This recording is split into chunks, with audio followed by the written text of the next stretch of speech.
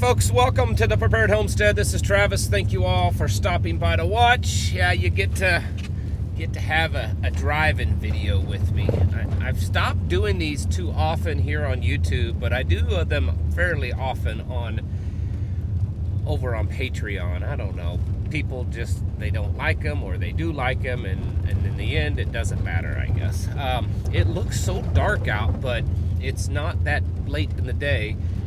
We just had a good little storm blow through here. Nothing too severe. Did get some hail, but no damage. Just mostly it was a lot of lightning and thunder. Man, that was just like, it seemed like 45 minutes straight. It didn't stop. But anyways, things are okay. It's moving eastward, so those of you in the path that are east of me, be on the lookout. Could be some storms. It's supposed to cool us down a little bit. So this week was all the slaves paid their dues to the government week. Yeah, most of you are well aware that this week was where you have to pay your taxes. You know, we have to give our dues to the slave masters that all own us and pretty much own everything that we have, for, you know, they'll take it from us, right? I mean, that's the whole deal. They've this unconstitutional and immoral income taxes. This, I believe, in my opinion, is being weaponized even more so than it has been. It's always been used as a weapon. It's absolutely, well, it's unconstitutional. And you could say, well, you know, they passed an amendment and blah, blah, blah. Well, we could go into that. But anyways, it's unconstitutional. And the amendment that was passed gave no new taxing powers to the federal government. And there have been a few cases that have been won to prove that. But, you know, we still have to do it, because if you don't, they got the guns and the badges and they throw you in jail and take away all your stuff. Because as free as you might think that we are, in the end, we're pretty much just slaves. But it's being used more so, and I predict and think, even though I don't predict things very often, it's going to be used against folks like you and I. It's going to be used against all of us patriots, us patriot extremists, you know, that aren't complying with everything, that aren't, you know, accepting all of this wokeness and stuff. And so it's going to probably get worse. I did a video a few days ago over on Patreon, and I showed a map of the United States broken into the different counties, and it showed, you know, the white counties were the ones that had the least amount of IRS audits, and the darker the color got, the more concentration, the higher numbers per capita of audits from the IRS. And if you look at it, all the dark colored counties are either in the South, in rural areas, in conservative areas. If you go to almost every single liberally known area of the country, they're white, you know, not white in color, but white in color for this map, meaning that they get very low audited ratios. So all of the conservative, traditional, Christian Bible Belt, I mean, it was just perfect right across the Bible Belt, that gets all the dark colored, you know, the high concentration of audits. And this is just more of it. You know, we've hired 187,000 new IRS agents. I think I saw the other day that they're hiring 30,000 new IRS employees, not the agents, but just employees to do all the office work. Of course, the Biden administration is saying, oh, this is only to, you know, audit and deal with the 1%. Well, that's baloney, okay? That's absolute baloney. You can look at the audit statistics that I just spoke of, and it's obvious it's not just going after the 1%. Well, since this week is tax week, there's some new statistics, new numbers that came out, and one of them, Epic Times is reporting that this year the IRS has handed out is an interesting term, but handed out $23 billion less in refunds. I mean, it's not really handing out because it's your money, but they handed out $23 billion less in refunds, meaning that people aren't getting as much refunds as they once did, which again, it's your money to begin with. And then saw some numbers today that,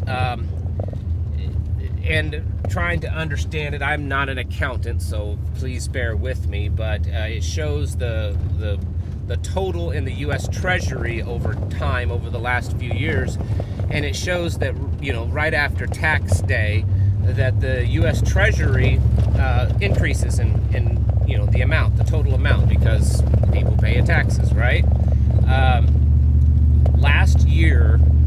I think it was 2021. In April of 2021, right after tax time, the Treasury coffers increased by something like $250 billion. This year so far, they're only reporting $12.5 billion. It shows very small amounts in the Treasury coffers. Now, I'm totally okay with the government running out of money, except they don't run out of money. They just print it, which is why one of the reasons, aside from the immoral and constitutional issue of income taxes being wrong, it's also ridiculous because they just print all this money. When you look at the actual amount of income that the federal government gets from income taxes, it's actually a pretty small amount compared to what they spend. It's because they just get a bunch of printed up fake money from the Federal Reserve. It's just big loans. So if they can do that with all these other trillions of dollars, why do they really need to tax us? I mean, if they can, just the other day I showed you that video that the Federal Reserve president in Minneapolis was saying that the Federal Reserve has an infinite amount of money. Infinite, because we just created it. It's infinite. If that's the case, then why do we need to pay taxes? Why not just let us keep our money? And they just print another trillion, another $250 billion or $500 billion to make up for the lack of income taxes. Well, of course they're not going to do that because this is about control. It's about a lot of other things, but I don't want to make this a really long video. The point is number one, they're controlling you.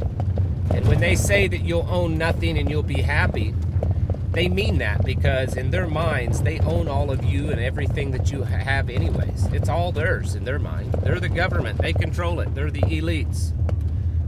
I saw another number just in the last couple of days that since the pandemic started, the billionaires in this country have increased their wealth by something like 30 or 40% across the board. Has your wealth increased by 30 or 40% in the last 3 years? Probably not. Unless you just happen to have a particular career that did really well because of the pandemic. It's all a money grab.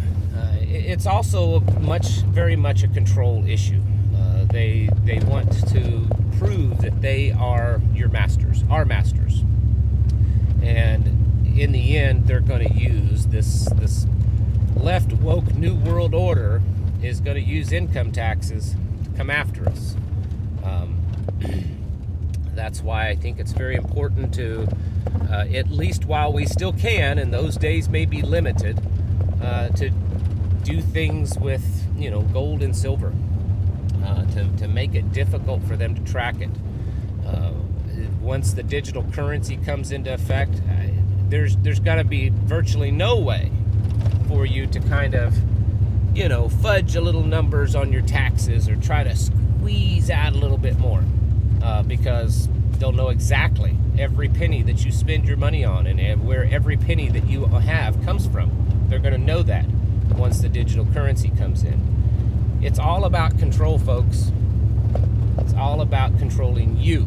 They want you, they want your mind, they want your thoughts, they want everything.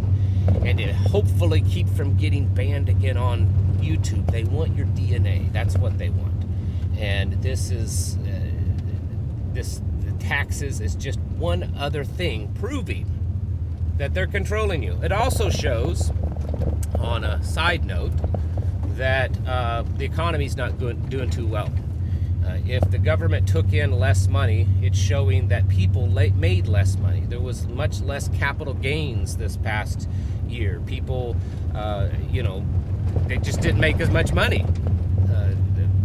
There was a lot more expenses, housing expenses, business expenses, and the actual profits that people earned, whether it was individually or businesses, was a lot less than it has been.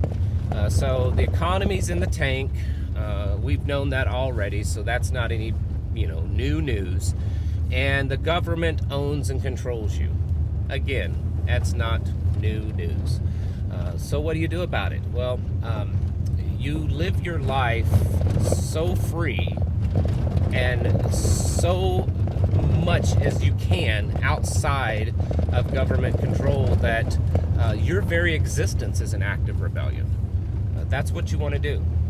That's why, and I know it sounds silly because a lot of people, when they think of government resistance, they think of, burning down buildings and rioting in the streets. But I'm telling you, if you want to really, really resist, you want to,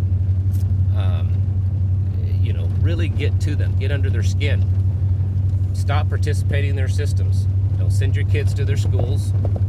Don't use their grocery stores, and don't use their currency when you're dealing with friends and neighbors and small businesses.